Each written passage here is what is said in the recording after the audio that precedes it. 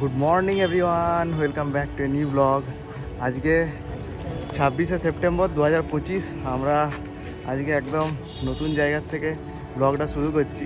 এটা হলো আমাদের পুরুলিয়াতে আমাদের জব লাইফ, আর বিষ্ণুপুর হলো আমাদের বাড়ি। তো বিষ্ণুপুরের যে হাই স্কুল আছে, হাই স্কুল মাঠ, যেটা 3 নম্বর ওয়ার্ড, সেইখানকার আমরা যে মণ্ডপ করেছে, একটা খুব সুন্দর মণ্ডপ করেছে, সেইখান থেকে এই ব্লগটা শুরু করছি। খুব সুন্দর একটা মন্দিরের আদলে তৈরি করা হয়েছে, খুব সুন্দর দেখতে লাগছে। পিহুকে নিয়ে এসেছি, দ্বীপ এসছে, কিন্তু পিহুও দুষ্টুমি শুরু করেছে প্রচণ্ড। পিহু যে একটু কোনো চুপচাপ হয়ে থাকছে না, এত দুষ্টুমি করছে, কী আর বলবো। যাই হোক, প্যান্ডেলটা একটু ভালো করে দেখায় আপনাদের।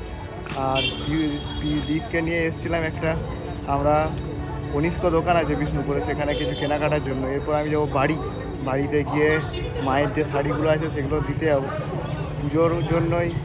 দ্বীপ এখন তো প্যান্ডেলটা একটু দেখাই। প্যান্ডেলটা কত সুন্দর বানিয়েছে, লাল রঙের, মনে হচ্ছে যেন মাটি দিয়ে তৈরি হয়েছে। খুব সুন্দর প্যান্ডেলটা। আর আজকে আমাদের ধাদিকা যাওয়ারও প্ল্যান আছে, ধাদিকাতে খুব সুন্দর প্যান্ডেল বানায়। তো এটা ভেতরে এখন ঢুকতে দিচ্ছে না, ওই হাত দিতে নেই।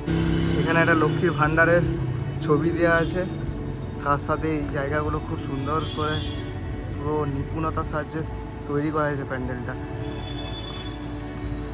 যদিও এখন ভেতরে ঢুকতে দেওয়া হচ্ছে না, এখনও অনেক উদ্বোধন হয়নি, তার জন্য ভেতরে ঢুকতে দেয়নি। তো বাইরের থেকে যতটা পারলাম দেখালাম। এটা পরে আবার ভেতরে ঢুকে তারপর ভালো করে দেখাবো পুরো মন্দিরটা। এখন পিউ এসছে তার নিজের বাড়িতে, তার ঠাম্মির জন্য শাড়ি কিনে এনেছে, সেটাই দেখাতে। দেখি কেমন গিফটটা হয়েছে। এখন এই জাস্ট বাড়িতে এলাম, বাড়িতে এসে মায়ের গিফটটা দেখানো হচ্ছে। এটা একটা শাড়ি, আর এটা একটা শাড়ি, আর এটা একটা নুডলস। পিউরও একটা কি গিফট দিয়েছে, গিফট পেয়ে সেটা খুলতে শুরু করে দিয়েছে। কি এটা কালার নেই,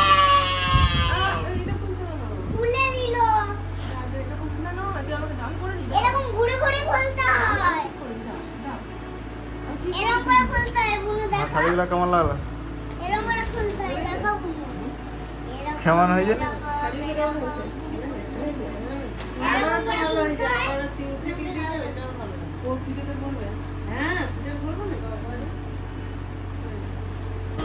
এখন ঘড়ি দেওয়াচ্ছে ঠিক 5:30, আর আমরা এসছি আজকে ধাদিকা বিকেল 5:30।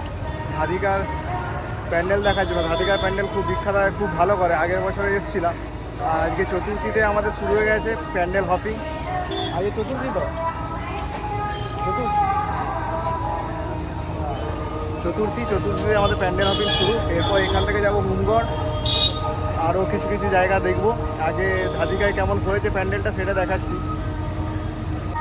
দূর থেকেই লাইটের কাজে একটা অপরূপ সৌন্দর্য লাগছে যে মন্দিরটা করেছে।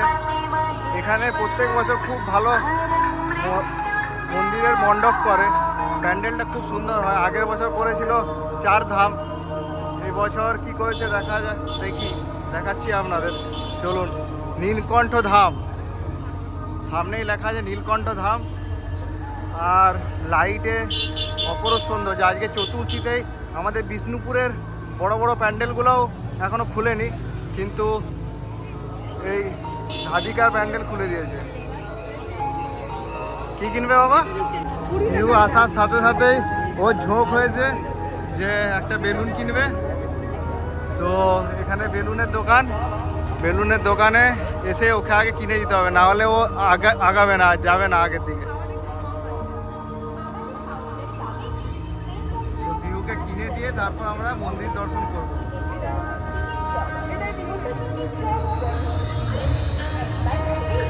বেলুনগুলো দেখলে রং বেরঙের, তো খুব ভালো লাগছে। পিউ কি নিয়ে যাও, পছন্দ হয়েছে তো? আর পিউকে মা খুব সুন্দর করে সাজিয়েছে, মাথার যে ঝুঁটিটা সেটা তো খুব সুন্দর লাগছে। পিহুকে আজকে আমাদের সবাইকার মধ্যে সবচেয়ে বেশি ভালো দেখতে লাগে। চতুর্থী থেকে এখানে একটা মেলার মতো পরিবেশ তৈরি হয়েছে। সমস্ত খাবারের দোকান থেকে শুরু করে খেলনার দোকান সব কিছুই বসে গেছে অলরেডি। আর মানুষের ভিড়ও দেখা যাচ্ছে, বোঝাই যাবে না যে আজকে চতুর্থী বলে। কলকাতায় যেরকম ভিড় হয় চতুর্থীতে সেরকম ভিড় হয়ে গেছে এখনই। আর বিভিন্ন কিছু খেলনার দোকান থেকে শুরু করে খাবার দোকান সব বসেছে। তো পুরো মন্দিরটা ঘুরিয়ে দেখাচ্ছি। সুন্দর লাইটের কাজে খুব সুন্দর লাগছে।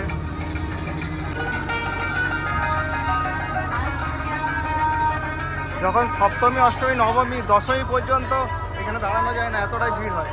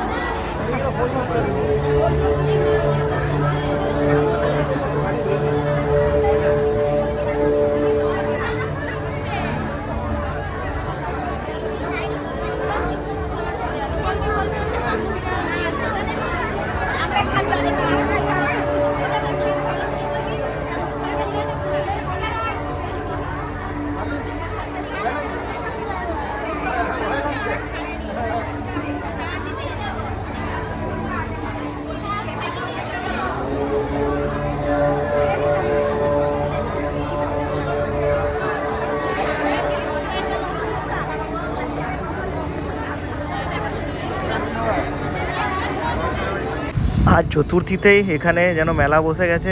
সব খাবারের দোকান বসেছে, তার সাথে বসেছে বিভিন্ন ফুড স্টল, তার সাথে খেলনার দোকান, তার সাথে আইসক্রিমের দোকান, সব কিছু। আজকেই যা ভিড় এখানে, যদি আমরা সপ্তমী, অষ্টমী, নবমী কেউ আসে এখানে তো লাইন দিয়ে মানে সবাইকে একসাথে ঢুকতেই দেয় না, এতটাই ভিড়। আর খুব সুন্দর করেছে এখানে, তাই মানুষের ভিড় তো হবে এখানে। আজকে এতটাই ভিড় যে যে মনে হচ্ছে যেন আমাদের বিষ্ণুপুরে সপ্তমী অষ্টমী কিছু প্যান্ডেল হপিং করতে এসেছি।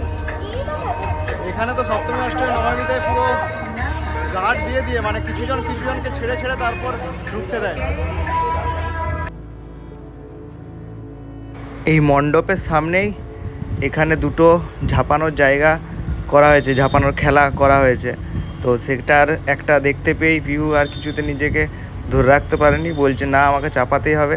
যতই বলছি চল দেরি হয়ে যাচ্ছে, অন্যদিকে আরও ঘোরাফেরা করব, কিন্তু না, শুনবে না কোনো কথাই। এখন ওর মনের আনন্দে এখানে ঝাঁপানো চলছে ওর।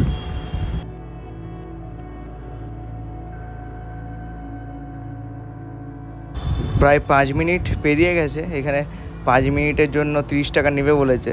তো তবুও ও নামতে ইচ্ছে যাচ্ছে না ওর, এখনও মনের আনন্দে এখনও ঝাঁপিয়ে যাচ্ছে। বলছি চল এবার নাম, কিন্তু কিছুতেই নামবে না।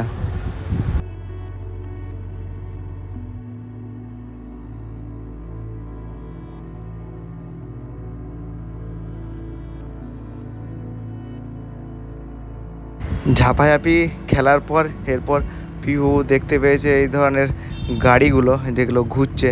তো ওর খুব মন গেছে যে চাপবে, তার জন্য ওকে আলটিমেট চাপাতে হয়েছে। আর ও কিছুতেই ছাড়ছিল না। সাধারণত এগুলো চাপে না, এগুলো ছোটো ছোটো গাড়ি যেগুলো রিমোট কন্ট্রোল গাড়ি হয়, ওগুলোই ওর বেশি পছন্দ হয়। কিন্তু এটাও দেখছি ও খুব রং বেরঙের খেলা যেহেতু, তাই চাপতে খুঁজেছে।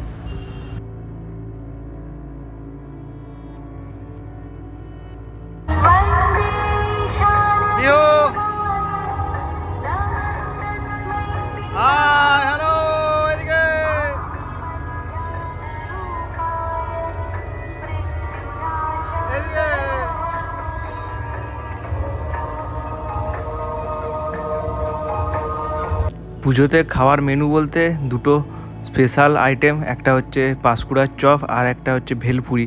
এই দুটো যেখানেই বসে আমরা মোটামুটি খাই, কারণ এই পুজো বা মেলা ছাড়া সেগুলো পাওয়া যায় না। তাই এখানেও আমরা পাঁশকুড়ার চপ এবার খাবো।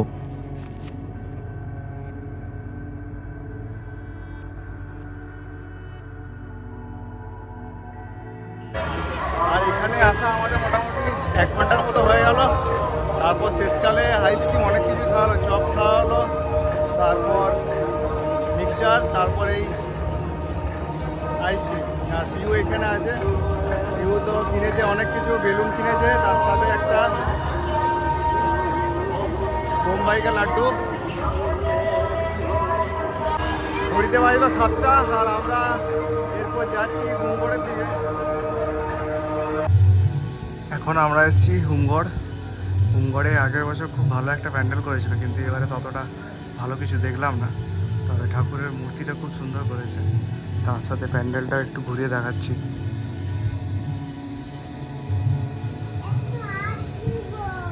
এটা ভেতর থেকে প্যান্ডেলটা বেশ ভালো, এমনি কাজ করা আছে, ভেতর থেকে খুব সুন্দর একটা ভাইব্রেন্ট কালারের লাগছে, বেশ উজ্জ্বল সব কিছু। আর ঝাড়বাতিটাও খুব বড়, খুব সুন্দর লাগছে।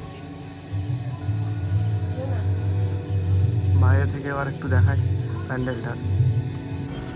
এখন হুমগড়ের সামনেই আরেকটা মণ্ডপ দেখলাম, বেশ সুন্দর সাজিয়েছে। এটা হচ্ছে ব্যানার্জিডাঙ্গা হাই স্কুল সার্বজনীন দুর্গোৎসব, সেখানেই এসছি। এটা বেশ সুন্দর করে করেছে। আর সামনে একটা গণেশ আছে, গণেশটা গলাটা ঠিক নড়ছে, তার জন্য আরও বেশি ভালো লাগছে। পিউকে ফার্স্টে ভেবেছিলাম আনবো না, তো পিউকে এই গণেশটা দেখানোর জন্য নিয়ে আসছি। এটা একটা স্কুলের মধ্যে। প্যান্ডেলের ভিতরে ঠাকুরের মূর্তিটা খুব সুন্দর করেছে, যদিও এখনও অনেক কাজ বাকি বোঝা যাচ্ছে, এখনও এখানের কাজ চলছে। তো কাজ সম্পূর্ণ শেষ হলে তারপরেই এই মণ্ডপ পূর্ণ আকার ধারণ পাবে।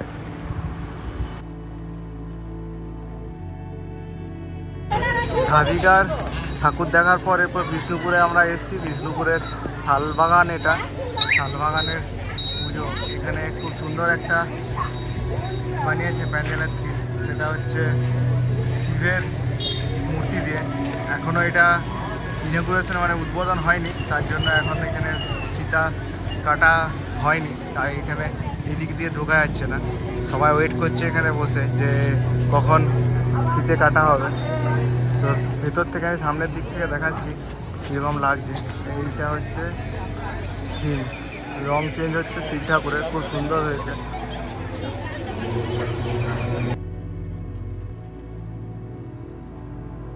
শালবাগানের মন্দির দেখে আমরা এবারে কিছু বিষ্ণুপুরে আর দু একটা প্যান্ডেল দেখব, তারপর আজকের মতো আমাদের পুজো পরিক্রমা শেষ হবে।